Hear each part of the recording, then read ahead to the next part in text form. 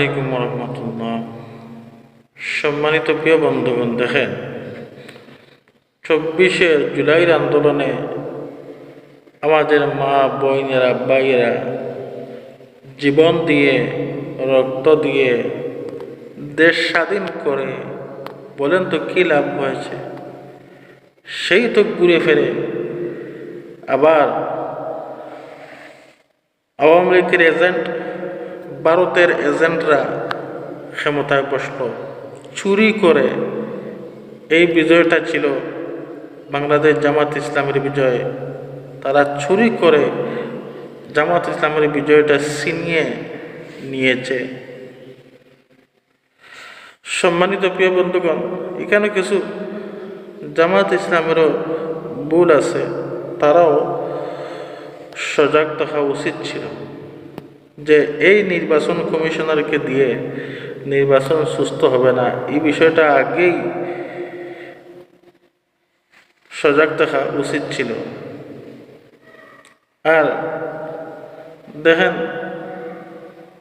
প্রশাসন, পুলিশ প্রশাসন, আর্মিরা, প্রশাসনরা 2 নম্বরই কাজ করেছে। তারা স্বৈরাচারীদের পক্ষে ছিল।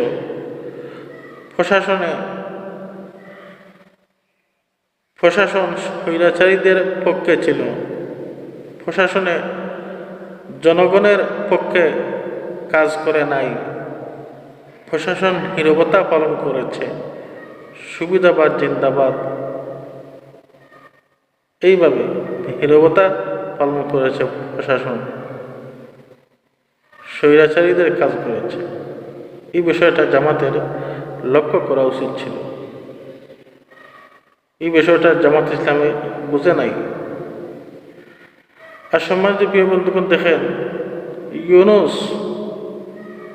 ইউনুসের যখন ইউনুস সাহেব যখন তারেক জিয়ার সাথে লন্ডনে দেখা করা গেছেন, তখনই আমার সন্দেহ হয়েছিল যে এখানে কোনো কিছু চুক্তি হচ্ছে। তখনও আমি ভাবছিলাম যে এই নির্বাচন সুস্থ হবে না। সম্মানিত প্রিয় বন্ধুগণ, দেখেন জামাত শিবির, জামাত ইসলামেরও দোষ আছে। কোথা থেকে একটা সুদকুরকে ক্ষমতায় এনে বসিয়ে দিয়েছে। এই সুদকুর, এদিকে সে একজন পুরানা বিএনপির দলের সৈনিক। তাহলে এর হাতে নির্বাচন কিভাবে সুস্থ হবে?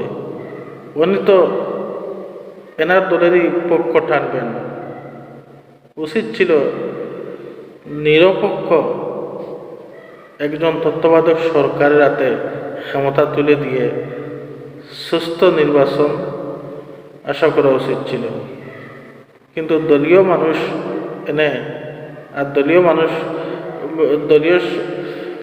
তত্ত্বাবধায়ক সরকারের হাতে ক্ষমতা দিয়ে কোনোদিনও সুস্থ নির্বাচন আশা করার কিভাবে দাবি করলেন আপনারা? তাহলে তো চুরি হবেই। এখন বাংলাদেশ জামাত ইসলাম এবং এনসিপি, চরমুনাই এবং যারা এই 11 দলীয় পক্ষে ছিল, যে সমস্ত জনগণ, আপনাদের উচিত এখন মাঠে নামা, আন্দোলন করা, এই চোরদের বিরুদ্ধে আন্দোলন করা, চোরদের মুখোশ খুলে দেওয়া উচিত তখন। কিন্তু এখন বাংলাদেশ জামাত ইসলাম নীরবতা কেন পালন করতেছে আমার বুঝে আসে না। যাই হোক, তবে একটা কথা বলি, এ বাংলাদেশের জনগণ কোনোদিনও ভালো হবে না। তাদের ভাগ্য নিজেরাই খারাপ করে, এর দায়ী তারা নিজেরাই। আর বাংলাদেশের রাজনীতি কোনোদিন ভালো হবে না। সুস্থ নির্বাচন এই দেশে কোনোদিনও হবে না। চোরদের কাছে আমানত কোনোদিনও আশা করবেন না এটা। আসসালামু আলাইকুম রহমতুল্লাহ।